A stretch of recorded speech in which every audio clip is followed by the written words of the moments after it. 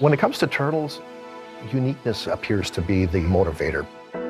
They're a very important part of the environment. Turtles are one of the biggest components of a healthy wetland. They are helpless creatures. They're very slow, easy to catch. People want something that others do not have. They don't really have much to defend them, so they need a helping hand.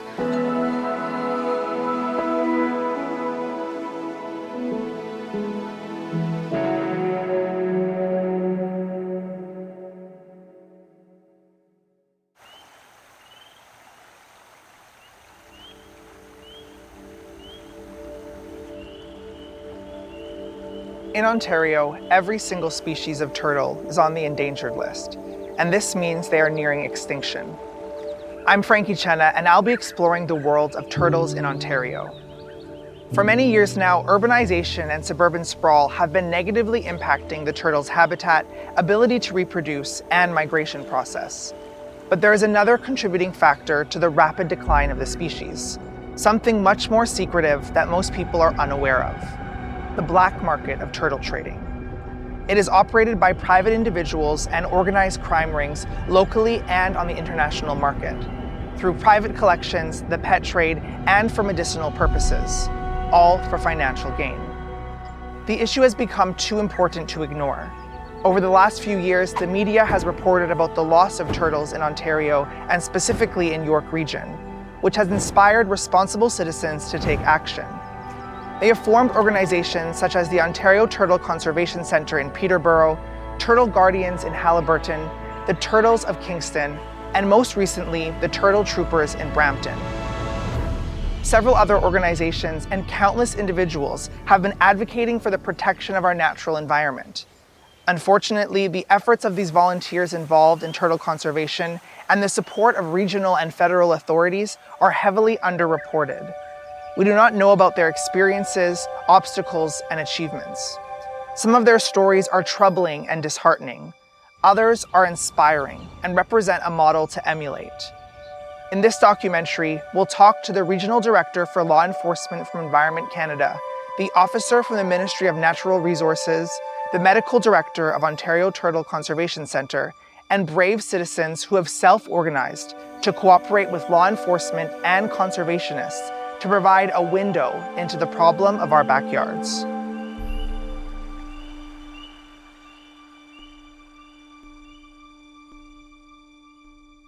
Okay, could you please introduce yourself? Yes, my name is Andre Lupert. I am the Acting Regional Director for Wildlife Enforcement in Ontario Region. That is one of two directorates within the enforcement branch, which belongs to Environment and Climate Change Canada. My name is Sue Carstairs, and I'm the Executive and Medical Director here at the Ontario Turtle Conservation Centre. My name's Julie Lawrence, and I'm a Staff Sergeant with Peterborough Unit Ministry of Natural Resources. My name's Christina Ciconetti, and I am volunteer and founder of the Heart Lake Turtle Troopers. My name is Lori Leckie, and I'm also a founder of Heart Lake Turtle Troopers. And what do you do on the day-to-day for your job? Day-to-day basis? At that level, it's generally administrative. Having said that, my substantive, because I'm an actor right now, my substantive is an intelligence manager. So I also oversee an intelligence unit. I wear quite a few different hats. We run a turtle hospital for injured turtles from across the province, so we get about 1,000 to 1,500 in a year. Our job is basically to do compliance checks on anglers and hunters, resource users across the province, just to make sure that they are complying with the regulations and rules around hunting, fishing, and resource activity within the province. So what are the main threats to turtles and their survival? Across the world, and Ontario is no exception, habitat loss, habitat fragmentation, destruction is probably the number one cause for population declines. We have 8 species in Ontario. All 8 are listed as at risk federally, 7 of the 8 provincially. I think if we don't eventually do something, in regards to the long-term protection of turtles and all species across the province of Ontario, that we will start to see the density decline. Fishing by catch, it's not legal to fish for them anymore. Doesn't mean it doesn't happen, but that sometimes they get caught by accident. Like we rescued a turtle last spring that a fisherman had caught, I guess, and he cut the line and left the hook in the turtle's mouth, and Christina noticed it. And she took it out with a net and she got it to a rescue center. They don't maybe know that they're doing anything bad for they might even think they're helping the turtle. So whereas we know that even a few people doing that can be devastating to the population. Yeah, a lot of people just don't know too. They think that it's okay to take a baby turtle that they find. They think it's okay to take it home, and it's not. They're a protected species. They're not allowed to be taken or bothered. Okay, so in this project, I've got to learn about a few different organizations. So tell me, how does the responsibility differ from ECCC, Environment and Climate Change Canada? As far as turtles goes, they're legislated under our provincial statute of the Fish and Wildlife Conservation Act. They're also covered under the Endangered Species Act. So any turtle species in Ontario that's either listed as endangered or threatened is afforded both species protection as well as habitat protection, and that's covered under Ministry of the Environment, Conservation and Parks. And it's also a provincial statute. Like some of the species we have here in Ontario are listed as threatened, but globally listed as endangered. Canada is a signatory to the Convention on International Trade in Endangered Species. We are one of 189 countries that sign on to protect each other's species. We allow trade through a permitting type system.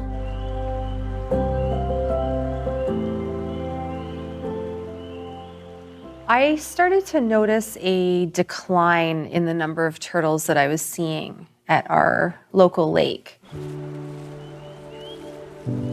I personally wasn't aware that it was such a big issue until I started going to conferences and talking to people globally.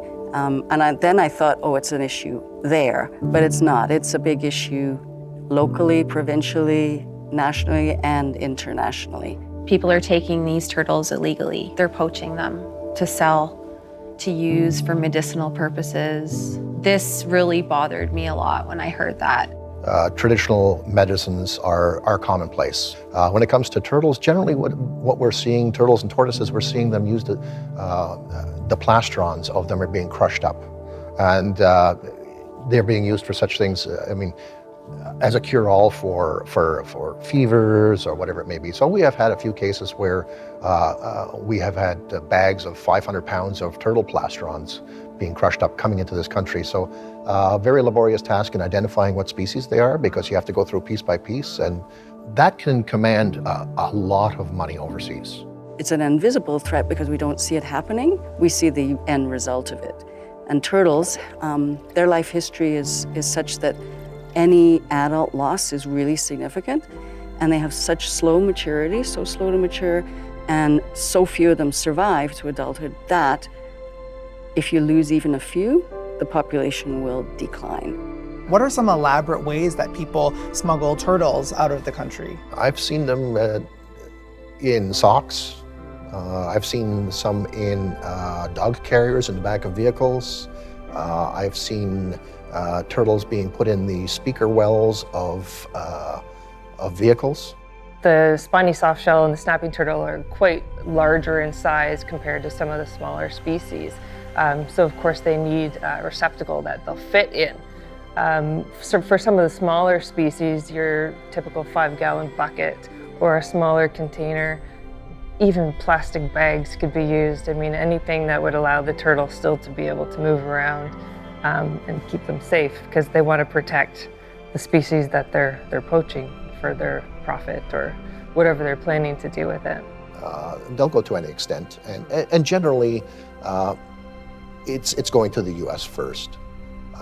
You don't usually see direct shipments to Asia, for instance, but the demand is in Asia, for sure, because it can command them the most money.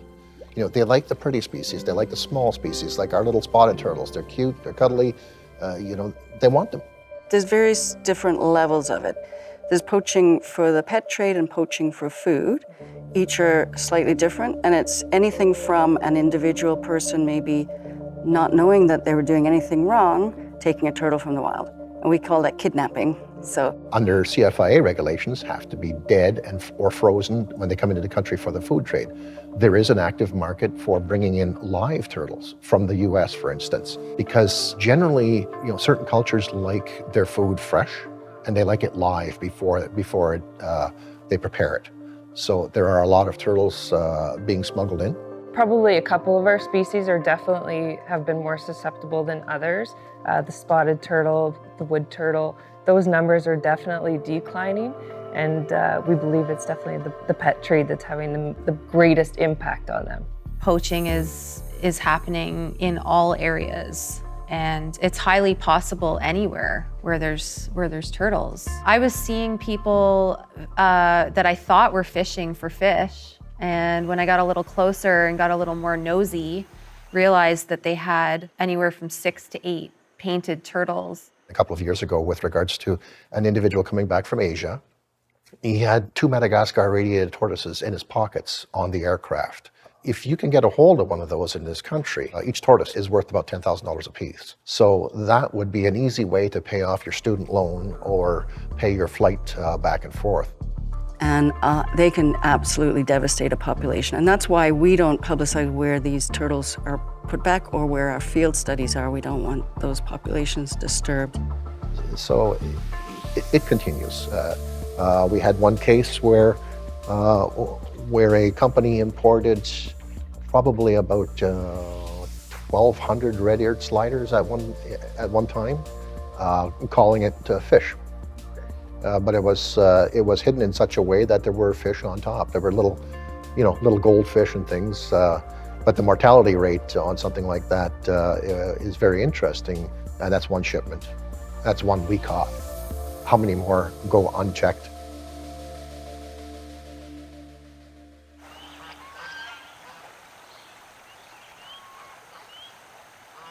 All of these things that I was seeing, suspicious activity, the turtles in the buckets, the turtles that we found with hooks in their mouths, people are going after them, are trying to take them, and it's a real problem. And I'm not seeing nearly as many turtles as I was years ago in that lake. And they don't just leave their natural habitat. They don't go far, and they come back if they do.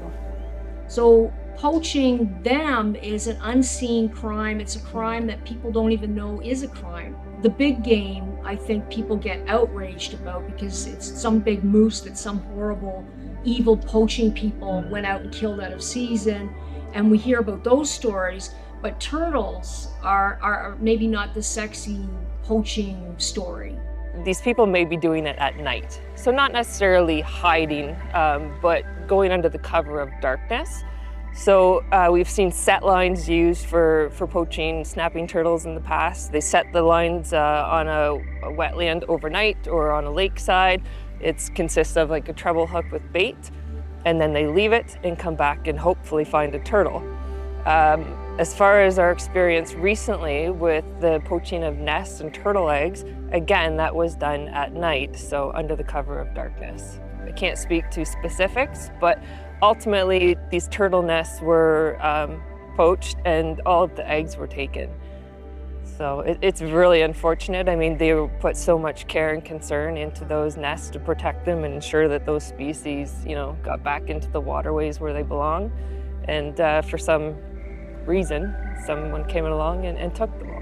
Correct me if I'm wrong, but you're not, veterinarians or animal biologists. You're everyday people who take walks in nature and who live in communities. And tell me about that, being just kind of everyday people who are trying to make a change in this part of the environment. It's pretty important for people, especially at the time that we're in right now, to sort of take some time to observe and enjoy the little things, right? And they do need us right now.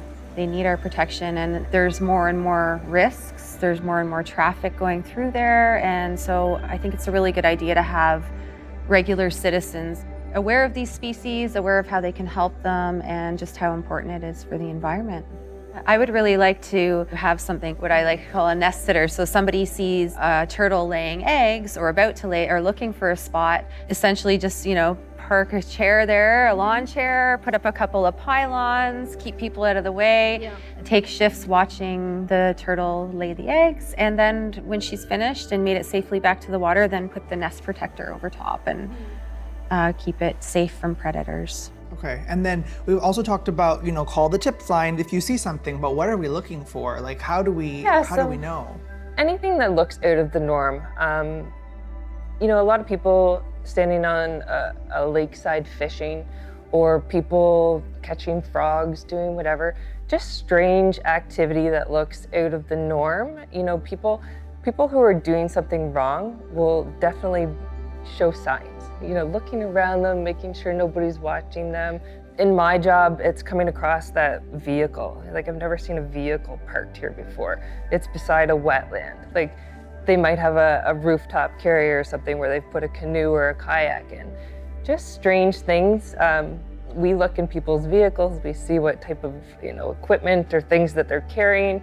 Is that out of the norm, just to be a typical fisherman or somebody out recreating, enjoying the wild?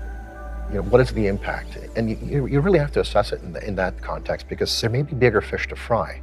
Because a lot of the times, the people with the money are not necessarily in Canada, they're overseas. And they're the ones that are enticing, the younger generations to go out and poach turtles or catch snakes, whatever it may be. Our techniques and our tactics can vary, of course, depending on the species that the people are targeting, whether they're active in the daytime or at nighttime. Lots of variations, but I wish I could tell you more, but it's just it's tough trying to tell you more about our investigative side of the job, but yet still being able to catch those poachers in the future as well. No, I understand. I think, the most fascinating part for me about this whole project is just that the crimes can be as elaborate, and the techniques that are used are as elaborate, and the people overseeing this is just elaborate as any other crimes. Like, I guess we don't often associate turtle crimes with the same degree as, busting drugs or other things, but it does seem very complex. Yes, absolutely.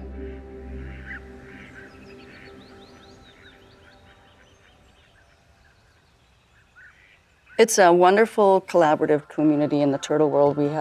Everybody has sort of their place, and we like to overlap and partner and collaborate as much as possible, just because we have then a greater impact. We certainly do work together as often as possible, especially us field officers. If we come upon an injured turtle, for example, a turtle that's been run over by a vehicle, or who unfortunately has been damaged intentionally, like from somebody harming it, we will quite often take those turtles to our wildlife custodians or turtle trauma type centers, who provide the medical care to them. We have 3,000 square feet that's just huge plumbed in tanks. So that's where the turtles go once they've finished all their treatment, just to get their strength up and hang out until they're ready to be released. So, and how it moves is when they come into the hospital, they are put in an intensive care unit, which is also doubles as a laboratory for doing blood work and so forth.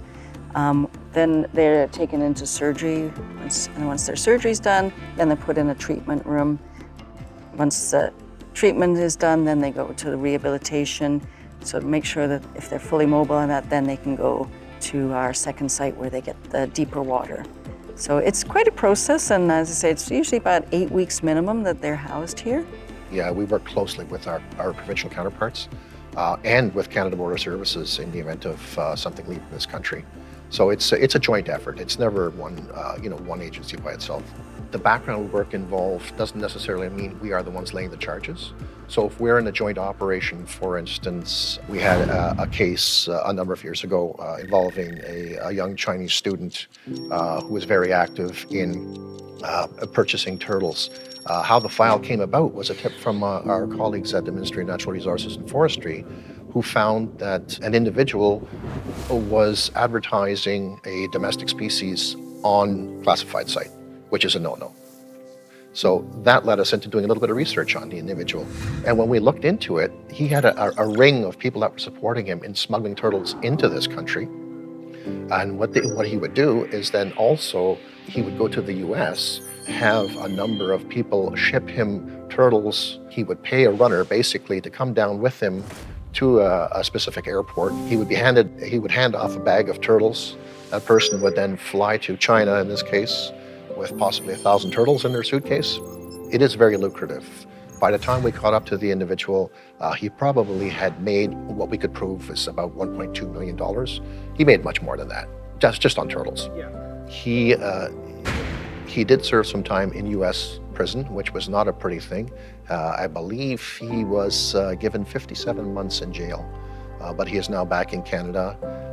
And the last bit of research we've done on the individual appears he's quite affluent. So what is he up to? Do you think these penalties are enough? Are we moving in the right direction? Yeah, I think so. I mean, especially for organized crime and poaching activity of a commercial nature, a $100,000 fine is the maximum for our Fish and Wildlife Conservation Act. So if an organization were to be imposed that fine, I definitely think it's suitable. Second and subsequent offenses, automatically fines double.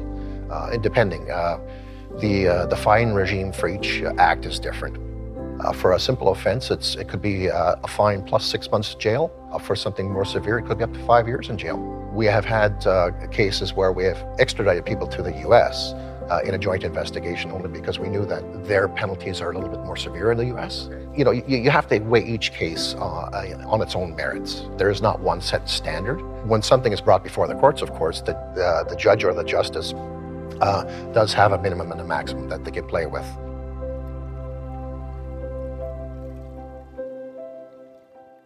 Once the black market gets their hands on something, it seems like the population numbers decline very rapidly. And unfortunately, we're already seeing this across Southern Ontario. We've been really fortunate in the past to have a great deal of species diversity here, but just due to habitat loss and a black market trade, those numbers are definitely declining. And we need to get the education factor out there. So whether it's an enforcement agency or these organizations that are not for profit that are helping with the conservation of turtles, any little bit of public education helps. We're a small agency, so I mean, interviews such as this, getting the word out is so beneficial. It's difficult even to find the time to get out there and beat the doors and tell everybody what we do because we are so small. So any opportunity, we're always there. We're giving tours. We go to schools, universities. We go to colleges.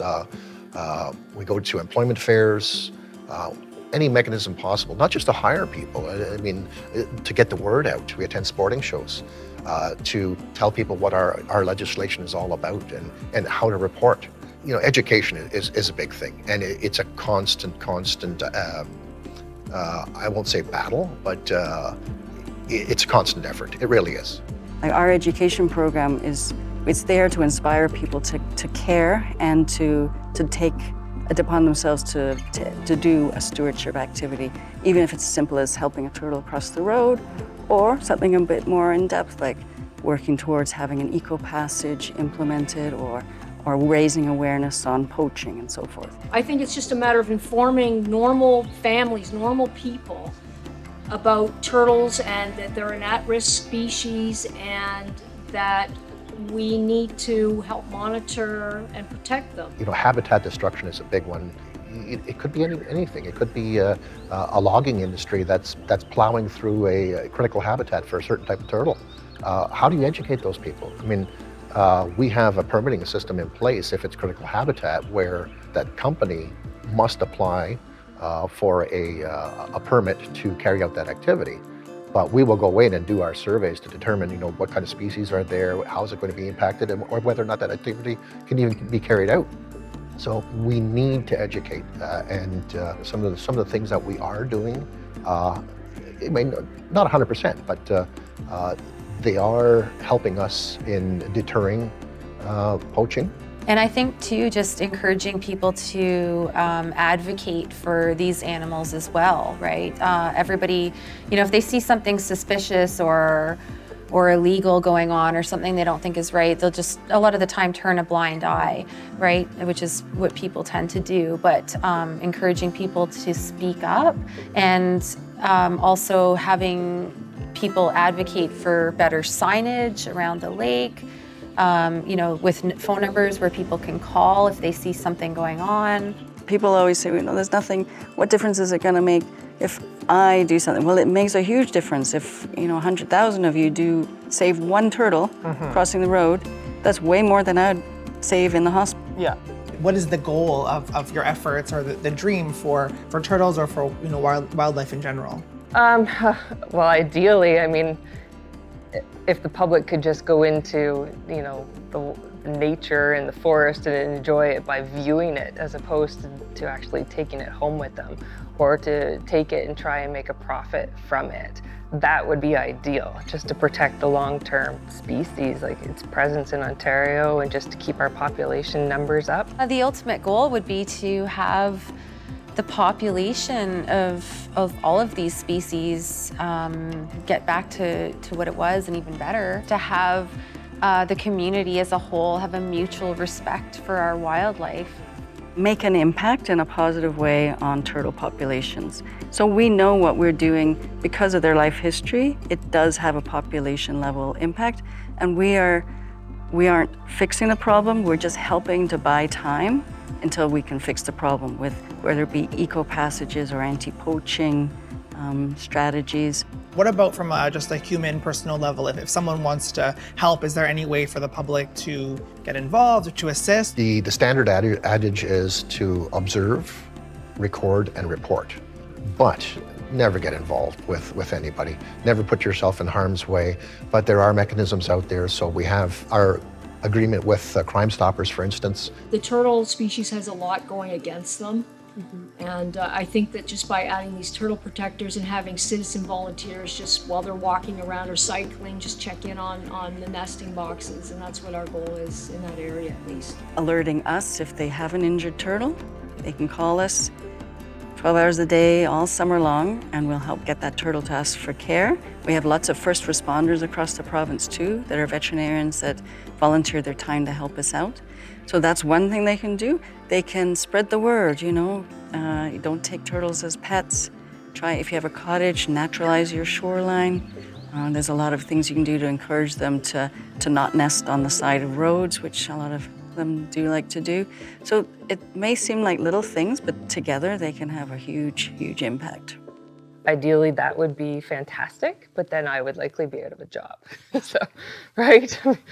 Yeah, my role as a CO is to prevent poaching activity, and everyone, if they followed the rules, then there wouldn't be a need for me. So I guess your goal is to not have a job. Well, ideally, or at least to educate people and, lessen the impacts that they have on nature. The dangers the turtles of Ontario face are obvious. Through a combination of habitat loss, road mortality, bycatch, and illegal poaching, their numbers have diminished drastically. Today, many species are listed as endangered, some are extinct. It is within our power to change that. Living near ponds, lakes, streams, and wetlands provides us the perfect opportunity to play an active role in turtle conservation. It is not a small task, but we are not alone. The organizations we spoke about are great examples of everyday people taking action to preserve Ontario's wildlife. Please, play an active role in protecting vulnerable and defenseless creatures. If you notice the evidence of poachers taking wild turtles, report what you see to the MNRF. Report to Crime Stoppers. Follow the lead of volunteers. Become a turtle guardian. Through our combined efforts in supporting the conservation, law enforcement, and each other, we can preserve the turtles of Ontario.